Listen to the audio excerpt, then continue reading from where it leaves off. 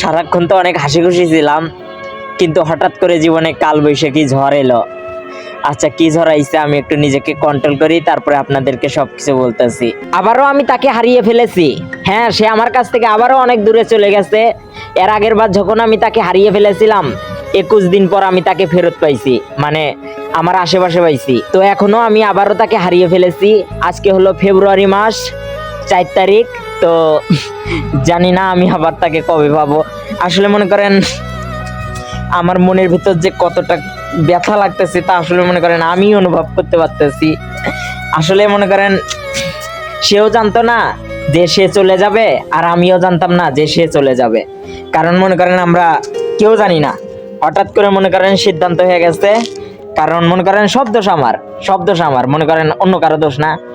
আমার জন্যই তার মনে করেন জীবনটা শেষ, মানে জীবনে একটা মনে করেন বিপজ্জনক ইস্যু রয়েছে, বুঝতেই পারেন তো কি কারণে। আর মনে করেন আমি ভুল করছি, কারণ আমি নিজেই ইচ্ছে করে ওর পরিবারের সবাইকে জানাইছি। আমি যদি না জানাইতাম তাহলে ওর পরিবারের কেউ জানতো না যে আমি তাকে ভালোবাসি, সে আমাকে ভালোবাসে। হয়তো বা আমি তাকে ভালোবাসি ওটা সবাই জানে, কিন্তু সে যে আমাকে ভালোবাসে সেটা শুধু আমি জানি, আর মনে করেন হাতে গোনা 3 জন জানে। তো আপনারা কি জানতে চান ওই 3 জন কে কে? আচ্ছা, জানাবো, ঠিক আছে। আস্তে আস্তে মনে করেন একবারে যদি সবকিছু আমি বলি তাহলে তো কিরকম না। আচ্ছা, যাই হোক, সেটা বড় কথা না। বড় কথা হলো ফেব্রুয়ারি মাসের 4 তারিখে আমি হারাইছি তাকে। জানি না আমি আবারও তাকে পাবো কি না পাবো, কারণ মনে করেন তাকে পাওয়ার সম্ভাবনা একবারে কম।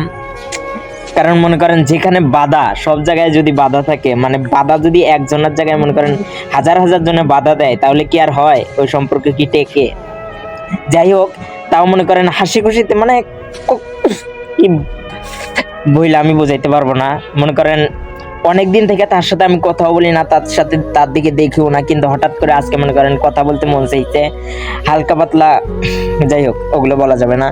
কারণ মনে করেন তারপরে মনে করেন খুশিতে ছিলাম বাইরে ভাই, হঠাৎ করে কি হয়ে গেল, আমি তাকে আবারও হারিয়ে ফেলেছি রে ভাই।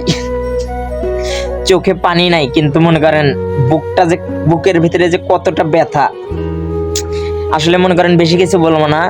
যার ব্যথা সেই একমাত্র বোঝে। তার পরিবার যদি আমার ভালোবাসাটা বুঝতো যে আমি তাকে কতটা ভালোবাসি, তাহলে হয়তোবা তাকে আমার করে দিত। যাই হোক, আমি এই আশায় আছি হয়তোবা আল্লাহ আমাকে সুন্দর করে বানায় নাই। তার পরিবার যদি একবার আমাকে বোঝে, মানে একবার যদি আমার ভালোবাসাটা বোঝে, তাইলে হয়তোবা তাকে আমার করে দিবে। আচ্ছা, আমি তাকে হারিয়ে ফেলেছি, দেখি আবার তাকে কবে পাই।